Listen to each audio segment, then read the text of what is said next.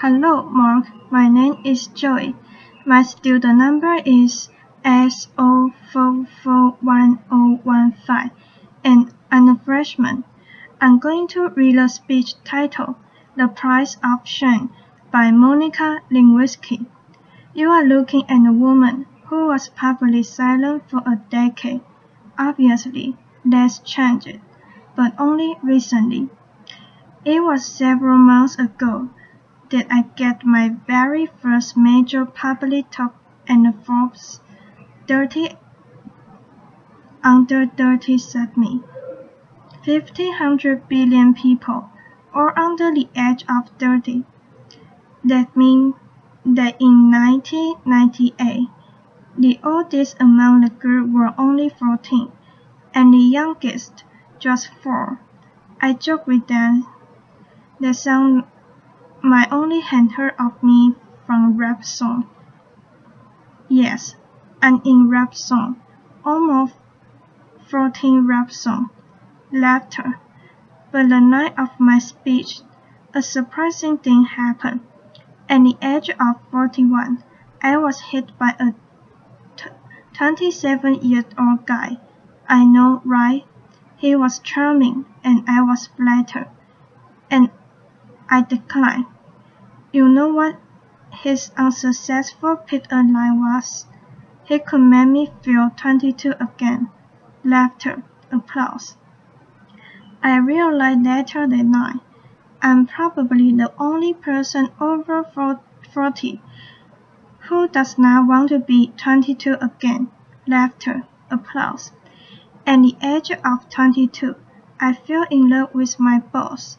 At the age of 24, I learned the devastating consequence.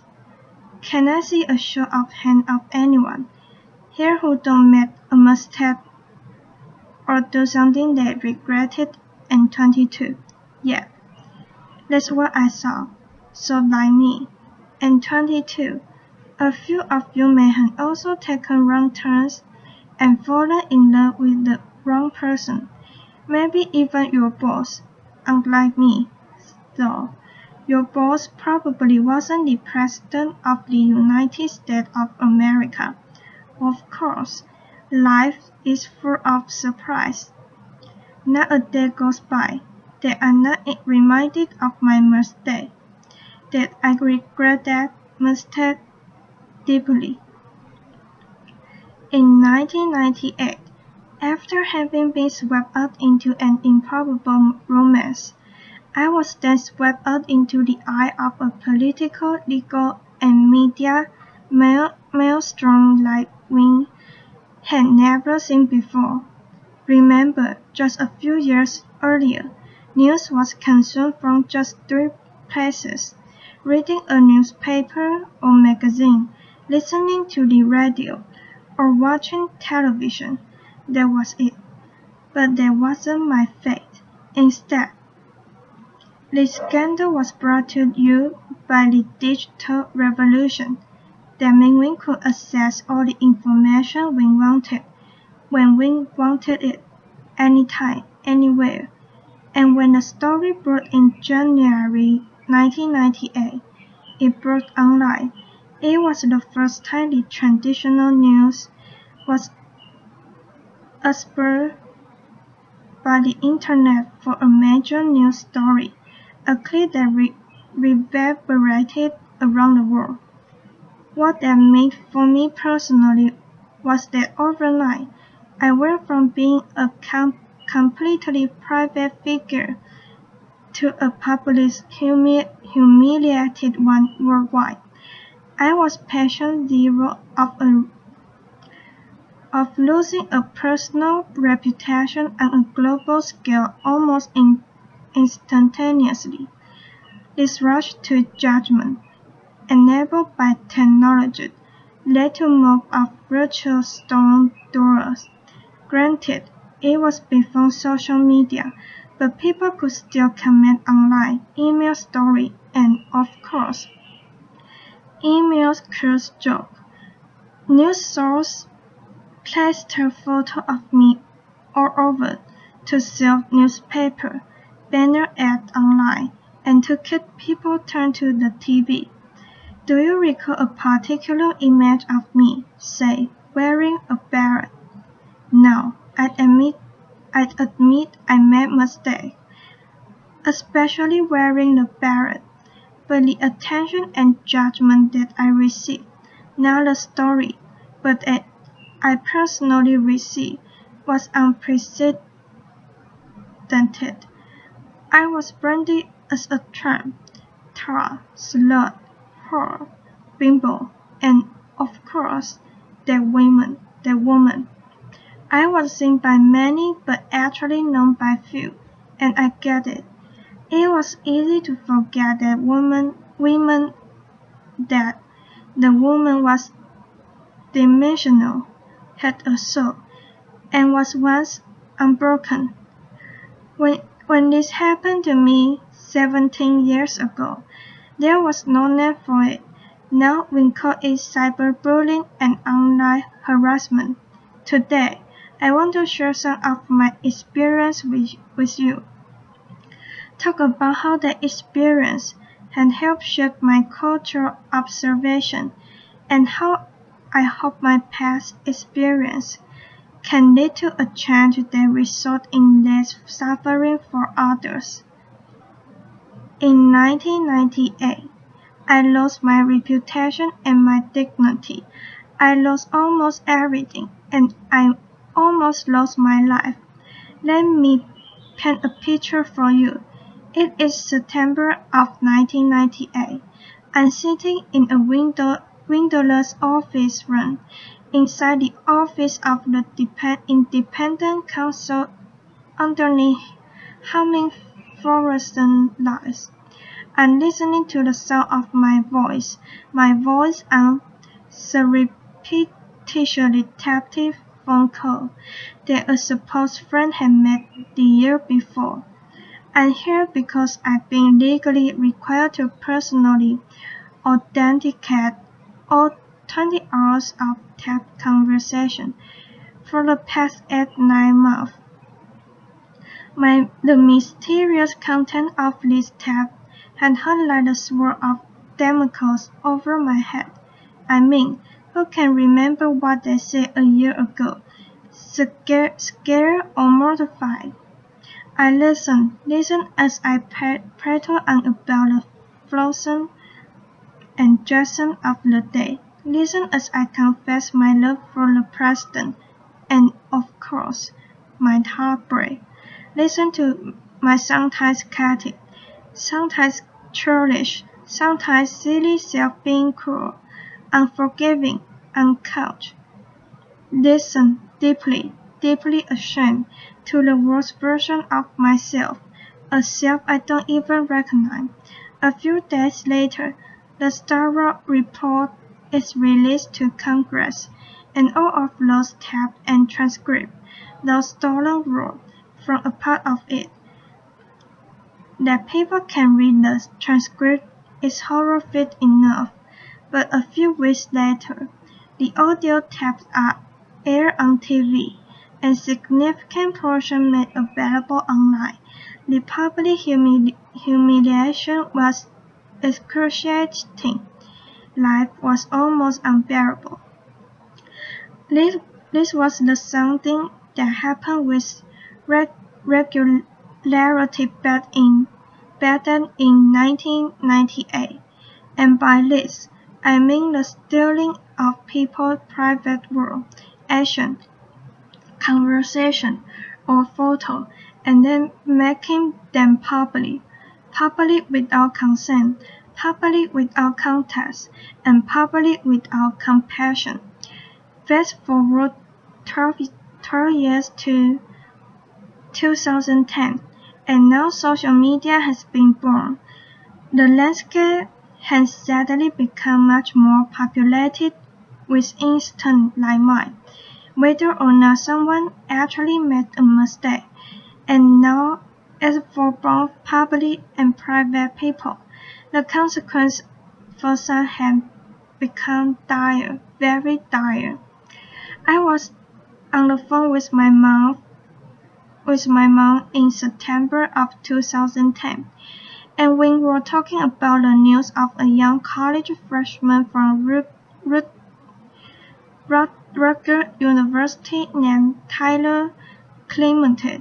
Sweet, sensitive, creative Tyler was secretly webcammed by his roommate while being intimate with another man.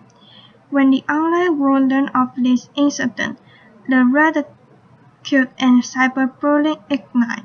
A few days later, Tyler jumped from the George Washington Bridge to his death. He was 18. My mom was beside herself about what happened to Tyler and his family, and she was gutted with pain in a way that I just couldn't quite understand. And then eventually I realized she was reliving 1998, reliving a time when she sat by my bed every night, reliving a time when she made me a shower with the bathroom door open, and reliving a time when both of my parents feared that I would be humiliated to death, literally. Today, too many parents haven't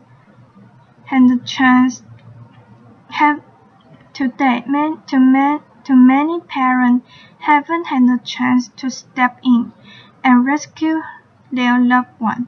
Too many handle up their child's suffering and humiliation after it was too late. Tyler's tragic, senseless death was a turning point for me. It served to recontextualize my experience, and I then began to look at the world of humiliation and bullying around me and see something different. In 1998, we had no way of knowing where this brave new technology called the Internet would take us. Since then, it has connected people in unimaginable ways. Join lost simply, saving life, launching revolution, but the darkness, cyberbullying, and slut-shaming that I experienced have mushroomed.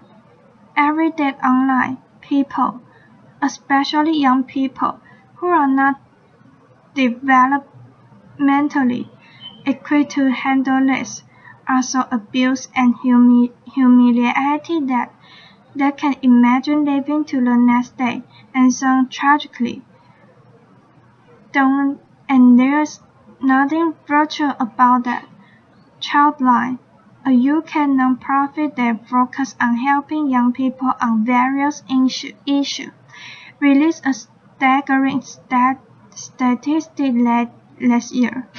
From 2012 to 2013, there was an 87% increase in calls and emails related to cyberbullying. A meta-analysis done out of the Netherlands showed that for the first time, cyberbullying was leading to a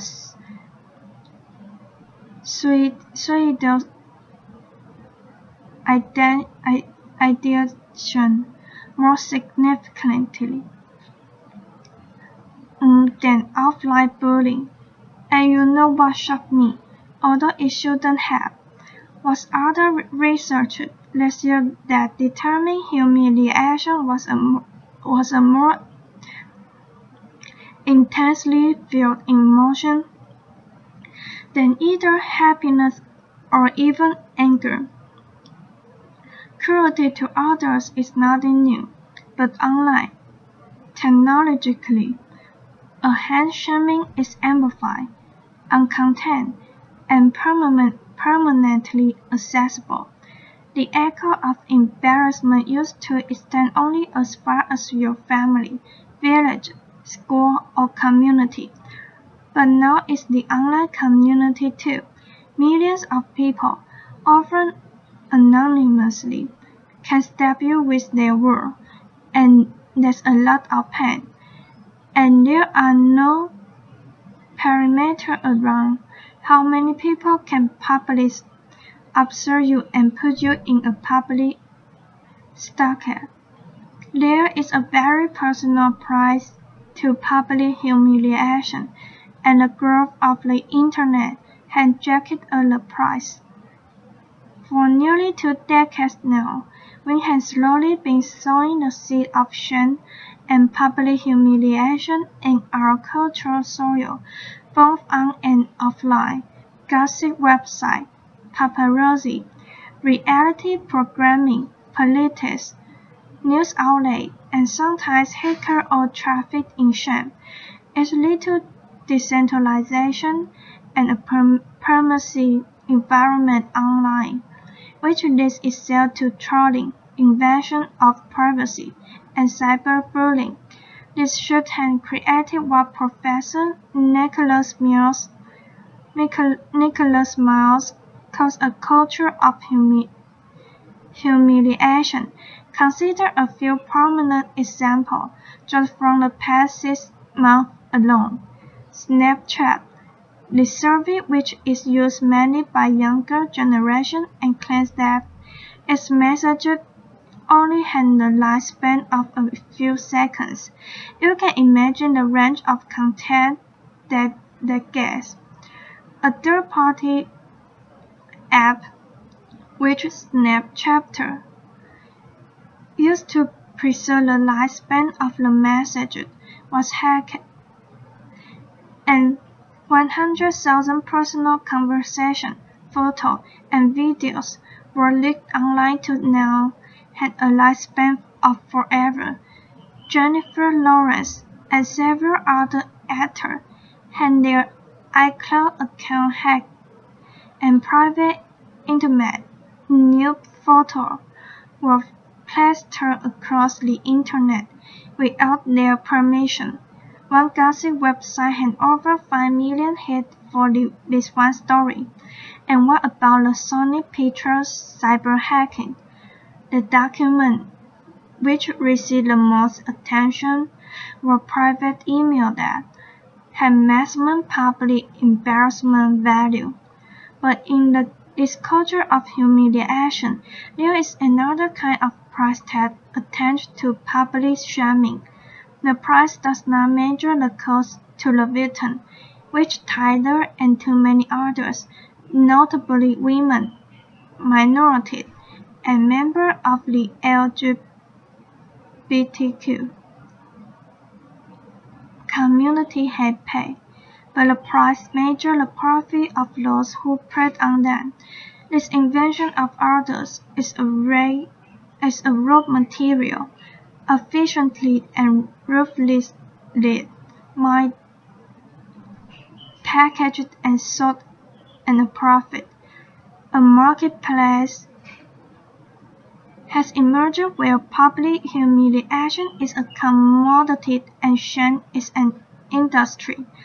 How is the money made? Click. The more shame, the more click. The more click, the more advertising dollar. We are in a dangerous cycle. The more we click on this kind of gossip, the more numb we get to the human lives behind it. And the more numb we get, the more we click. All the while, someone is making money off the bad. Someone is making money off all the bad of someone else's suffering. With every click, we make a choice. The more we saturate our culture with public shaming, the more accepted it is. The more we still see behavior like cyberbullying, trolling, some form of hacking, and online harassment. Why? Because they all had humiliation at their cause. This behavior is a symptom of the culture being created. Just think about it. Changing behavior begins with evolving belief. We think that to be true with racism, homophobia, and plenty of other biases today and in the past. As we change beliefs about same-sex marriage, more people have been offered equal freedoms. When we began valuing sustainability, more people began to recycle. So as far as our culture of humiliation goes, what we need is a cultural revolution. Public shaming as a sport has to stop. And it's time for an intervention on the internet and in our culture. The shift begins with something simple, but it's not easy. We need to turn to a long-held value of compassion and empathy. Online, we got a compassion deficit and empathy crisis. Remember, Brené Brown said, and I quote, "Shame can survive empathy. Shame cannot survive empathy." I've seen some very dark days in my life, and it was the compassion and empathy from my family, friend, professional, and sometimes even strangers that saved me. Even empathy from one person can make a difference. The theory of minority influence, proposed by social psychologist Serge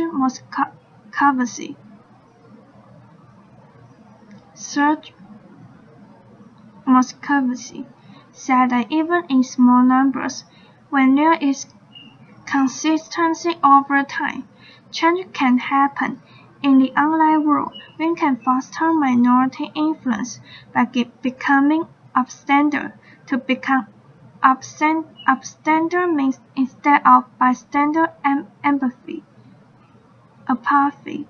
We can post a positive comment for someone or report a bullying situation.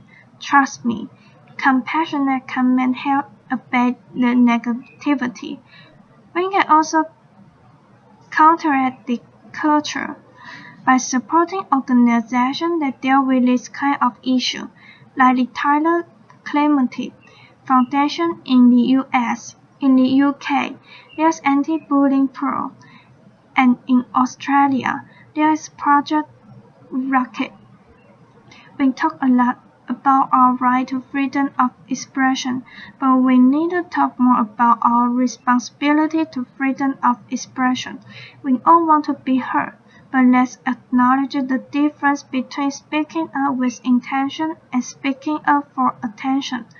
The internet is the superhighway for the eye, but online, showing empathy to others benefits us all and help create a safer and better world. We need to communicate online with compassion, consume news with compassion, and click with compassion. Just imagine walking a mile in someone else's headline. I would like to end on a personal note. In the past 9 months, the question I've been asked the most is why? Why now? Why was I sticking my head above the parapet? You can read between the lines in those questions, and the answer has nothing to do with politics. The top-no answer was, and it's because it's time to stop tiptoeing around my past, time to start living a life of appropriate, and time to back to my narrative. It's also not just about saving myself. Anyone who is suffering from shame and public humiliation needs to know one thing: you can survive. I know it's hard. It might not be painless, quick, or easy, but you can insist on a different ending to your story. Have compassion for yourself.